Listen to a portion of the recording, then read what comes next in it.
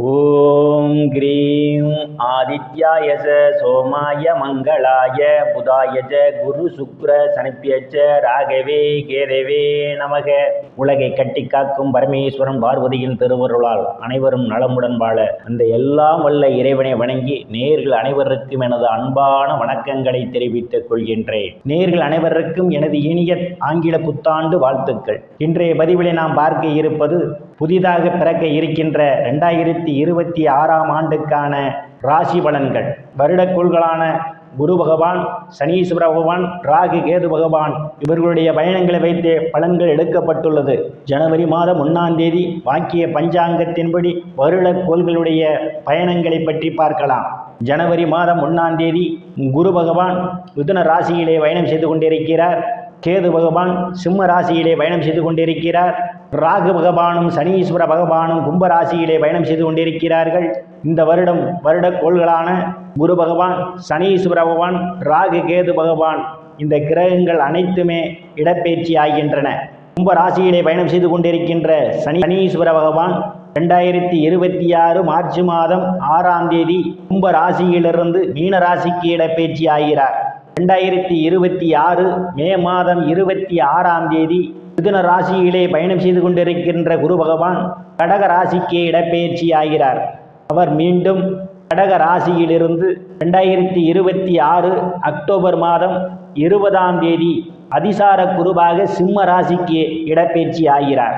October 20ஆம் தேதியிலிருந்து 2027 பிப்ரவரி 14ஆம் தேதி வரை அவர் சிம்ம ராசியிலே பயணம் செய்து கொண்டிருப்பார்.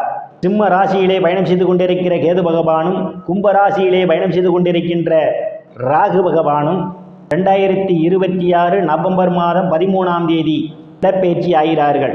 நான் கூறக்கூடிய பலன்கள் அனைத்தும் வாக்கிய பஞ்சாங்கத்தின்படி கோச்சார ரீதியான உலக மக்கள் அனைவருக்குமான பொது பலன்கள்.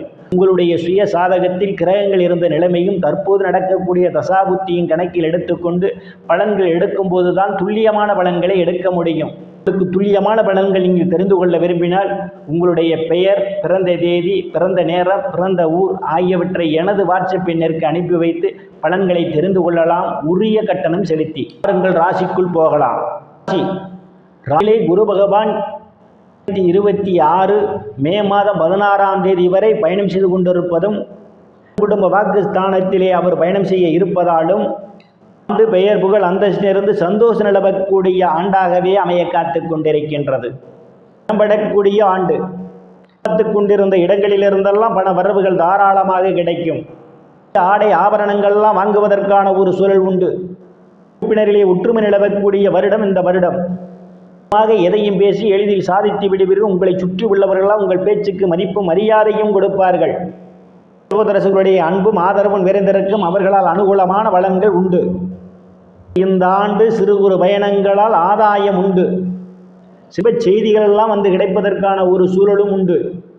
நாட்களாக வங்கி மற்றும் நிதி நிறுவனங்களில் கடனுக்காக விண்ணப்பித்திருந்தால் இந்த ஆண்டினுடைய முற்பகுதியிலே உங்களுக்கு எளிய முறையில் கடன் கிடைப்பதற்கான ஒரு சூழல் உண்டு.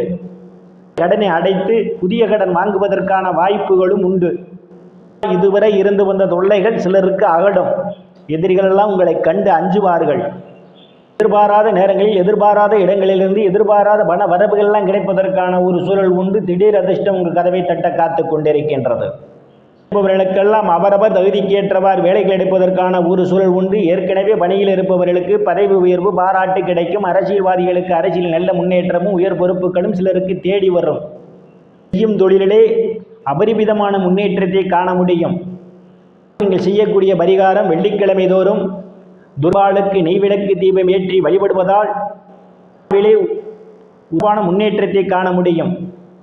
இறைவனுடைய திருவருளால் அனைத்து செல்வச் செழிப்பும் பெற்று சிறப்புடன் வாழ அந்த எல்லாம் வல்ல இறைவனை வணங்கி நேர்களை மீண்டும் அடுத்த பதிவில் சந்திக்கும் வரை விடைபெறுவது ஜோதிடர் ராமன்.